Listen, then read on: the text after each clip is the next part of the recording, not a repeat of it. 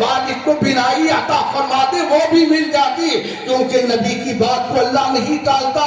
لیکن ایسا ہوتا تو ان تبرکات کو جو سر پر رکھتے ہیں، جو لبوں سے لگاتے ہیں، جو پلکوں سے لگاتے ہیں، اس کا جواب کیا ہوتا؟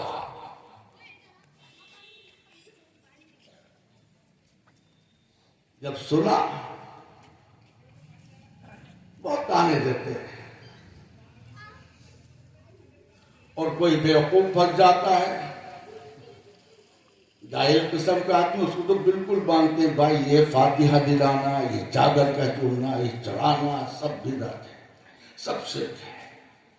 ارے ہمارے لیے تو نعمت ہے، ایک بزرگ کے دربار میں اگر ہم نے چادر چڑھا دی اور اللہ قبول فرما دے، یہ چادر صرف ہم نہیں دیکھ رہے ہیں، جو فرشتے یہاں 24 گھنٹے بیٹھے ہوئے مغفرت کی دعا کر رہے ہیں۔ 24 میں پارے کو اٹھا کر دیکھیں، ان الذین قالوا ربنا اللہ ثم استقاموا علیہم تتنزل علیہم الملائکہ الا تخافوا ولا تحزنوا وابشروا بالجنۃ التي کنتم توعدون۔ جس بندے نے کہا کہ میرا رب اللہ ہے، اس پر قائم بھی رہا، تو مولا فرشتوں کا نزول فرماتا ہے، وہ فرشتے اس کے ساتھ رہتے ہیں، اس کے لیے مغفرت کی دعائیں کرتے ہیں، وہ سو جاتا ہے اور وہ دعائیں کرتے رہتے ہیں۔ وہی کافی تفسیر کی بات ہے، وہی فرشتے مرنے کے بعد قبر پر اللہ حکم دیتا ہے کہ اس مومن کی قبر پر بیٹھ جاؤ اور قیامت تک مغفرت کی دعا کرتے رہو۔ تو حضرت قبلہ حافظ علی اکبر صاحب رحمت اللہ علیہ کا مقام کیا ہوگا؟ حضرت قبلہ الحاج حافظ مولوی یوسف علی خان صاحب رحمت اللہ علیہ کا مقام کیا ہوگا؟ جب ایک مومن کا یہ حال ہے تو یہاں پر آنا فرشتے گواہ بنتے ہیں، اور یہ فرشتے کل قیامت کے دن ہماری نجات کا سبب بنیں گے اور کہیں گے اے خدا یہ گناہگار ہے، خطا کار ہے، لیکن تیرے محبوب کے آستانے پر آتا تھا، اپنے گناہوں سے توبہ کرتا تھا، ان کے لیے ایصال ثواب کرتا تھا، اے رب ہم گواہ ہیں، ان کی بخشش فرما دے۔ خدا فرمائے گا اے فرشتوں تم گواہ ہو، ہاں رب ہم گواہ ہیں، اے فرشتوں تم گواہ ہو جاؤ، ہم نے ہر آنے والے کی مغفرت فرما دی۔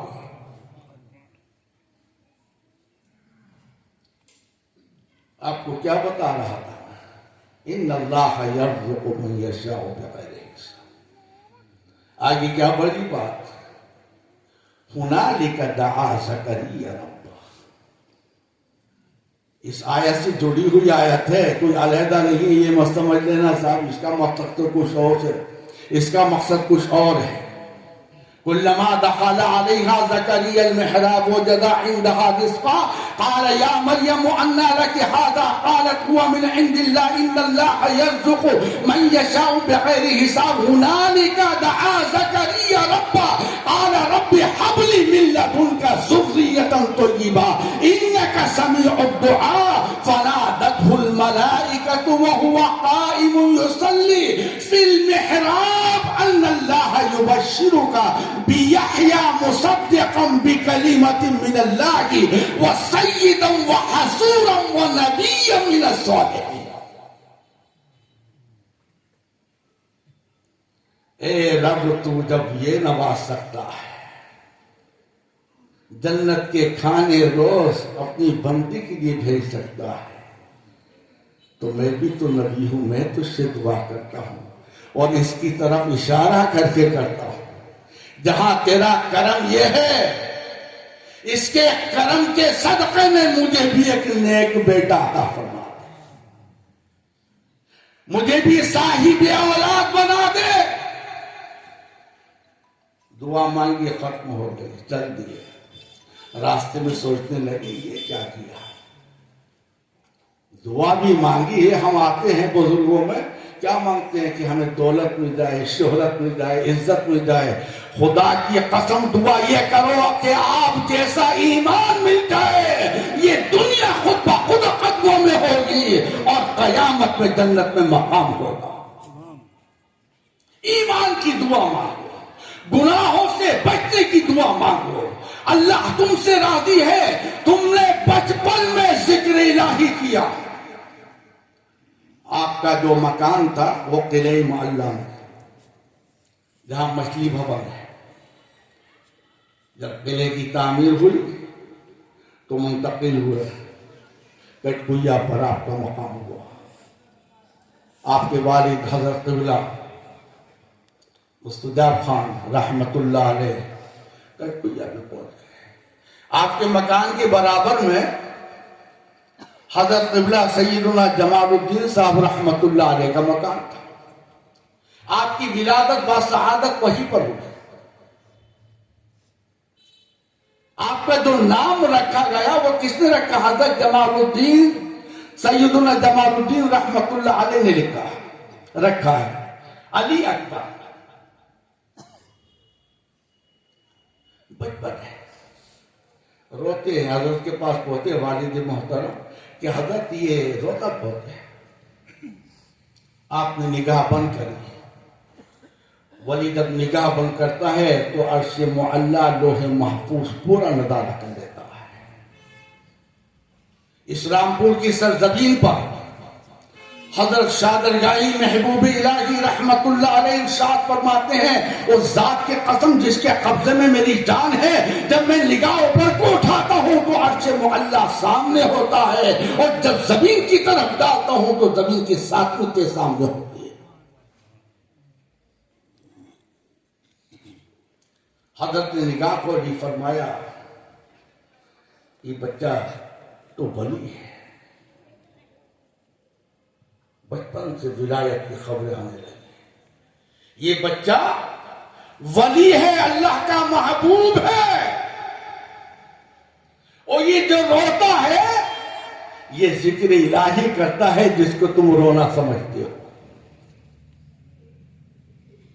ان کا یہ حال ہے، یہ تو دریا تھے، جو ان کے مرید ہیں، جو خلفاء ہیں، جن کو انہوں نے خلافت عطا فرمائی ہے، ان مریدوں کا بھی حال نرالا ہے۔ ان کے ہی مرید حضرت قبلہ الحاج حافظ یوسف علی خان صاحب رحمت اللہ علیہ، کیسی کیسی کرامات ہے، کیا بتایا جائے۔ ایسی کرامت کہ آپ کے ہزاروں مرید ہیں، مراد آباد، رامپور، دہلی، پنجاب، گجرات۔ ایک مرید ہے ہاشم محمد غلام صاحب رحمت اللہ علیہ، وہ کہنے لگے حضرت ایک بندہ ہے میرے گاؤں میں، اس کا نام عبد الکریم ہے، وہ آپ سے ملنا چاہتا ہے۔ فرمایا لے آنا۔ جب یہ آئے تو آپ نے فرمایا بھائی ہم سے کیوں ملنا چاہتے ہو؟ میں حضرت آپ کا مرید بننا چاہتا ہوں، مجھے مرید بنا لیں۔ حضرت نے مرید بنا لیا۔ آج کے پیر نہیں ہے، یہ اس وقت پیروں کی بات بتا رہا ہوں۔ حضرت نے غریب دیکھ کر مرید بنا لیا، کہنے لگا حضرت آپ میرے گھر تشریف لے آئیں، میرے لے آئیں گے تو برکت ہو جائے گی، ایک کپ چائے پلا دو۔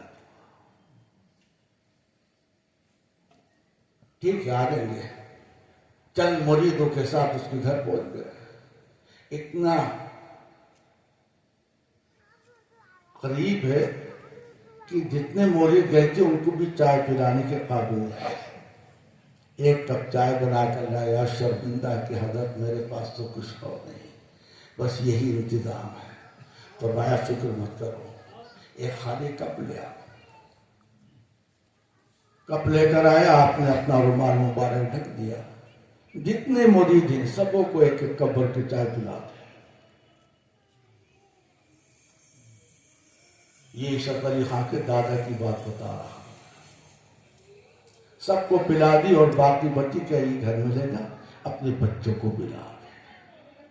یہ ہے کرامت، اور پھر آپ دیکھیں جو مریدوں کو چائے نہیں پلا سکتا تھا، حضرت نے حکم دیا مریدوں کو تمہاری جیبوں میں جو جو پیسے ہیں وہ اس کو دے دو. کچھ پیسے جمع ہوئے، فرمایا بھائی اس سے کچھ کاروبار کر لینا. تھوڑے سے پیسے کوئی آدمی 10,000 20,000 تو یہ نہیں گھومتا، جو بھی پیسے ملے اس سے کاروبار شروع کر دے. زبان سے نکلا ہوا کلمہ اللہ نے ایسا قبول فرمایا کہ جو غریب حقیر تھا وہ مالداروں میں شمار ہونے لگا، وہ مالداروں میں شمار ہونے لگا. تو اللہ رب العزت نے آپ کو بچپن میں ہی ولایت عطا فرمایا. تو ان ولیوں کا جو صدقہ ہے، مانگنے کا طریقہ بس وہ ہے کہ ایمان مل جائے تو یہ مل جائیں گے، جب یہ مل جائیں گے تو خدا مل جائے گا، اس کا رسول بھی مل جائے گا. حضرت زکریا علیہ السلام نے دعا کی،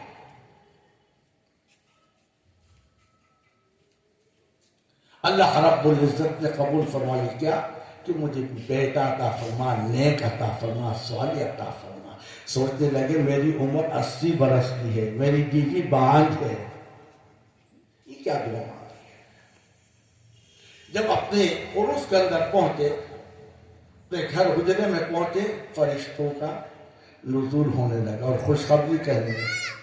فنادته الملائکۃ وهو قائم یصلی فی المحراب ان اللہ یبشرک بیحیی مصدقا بکلمۃ من اللہ وسیدا وحصورا ونبیا من الصالحین. کہنے لگی یہ کیسے ہو سکتا ہے، میں تو 80 برس کا ہوں، میری بیوی باندھ ہو چکی ہے. فرمایا یاد کرو، اشارہ کر کے کہ جس ولی کے صدقے میں دعا مانگی تھی اللہ نے اس کی بھی لاج رکھی اور آپ کی دعا قبول فرما. ان کے صدقے تو پہلے دعا مانگنا ایک نبی کی سنت ہے، ان کی چادر کو سر پہ رکھنا ایک نبی کی سنت ہے. میں نے آپ کو بتایا کہ نہ یوسف علیہ السلام نے دعا بنائی اور نہ یعقوب علیہ السلام نے کہا کہ اللہ بینائی عطا فرما دے، کیونکہ ہمیں اللہ رب العزت نے یہ نعمت عطا فرمائی ہے. تو یوسف علیہ السلام بھائیوں کو کیا دیتے ہیں؟ کوئی دوا نہیں دیتے ہیں، کوئی نقصہ نہیں بناتے ہیں، بلکہ اپنا پیدا ہوا کرتا، اور یہ وہ کرتا ہے جو ابراہیم خلیل اللہ سے چلا آ رہا ہے، جو یہ یعقوب علیہ السلام نے بھی پہنا ہے، اسحاق علیہ السلام نے بھی پہنا ہے، اور اسماعیل ذبیح اللہ علیہ السلام نے بھی پہنا ہے. یہ یوسف علیہ السلام اپنے بھائیوں کو کرتا دیتے ہیں اور فرماتے ہیں ان کے سر پر رکھ دینا. اس ذات کی قسم یہ کچھ فرمایا نہیں، میں اپنی طرف سے کہہ رہا ہوں، کیونکہ جو کام ہوتا ہے ہوتا اللہ کے حکم سے ہے. رب کائنات اپنی ولی کی بلندی دکھاتا ہے، زبان کی تاثیر دکھاتا ہے، اس کی کرامات دکھاتا ہے. کیوں دکھاتا ہے؟ کہ اس نے مجھ میں فنا کر دیا، میں نے اس کو بلند کر دیا. اذهبوا بقميصي هذا فألقوه على وجه أبي يأتي بصيرا.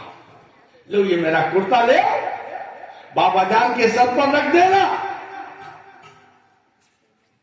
ابھی کرتا پہنچا نہیں ہے.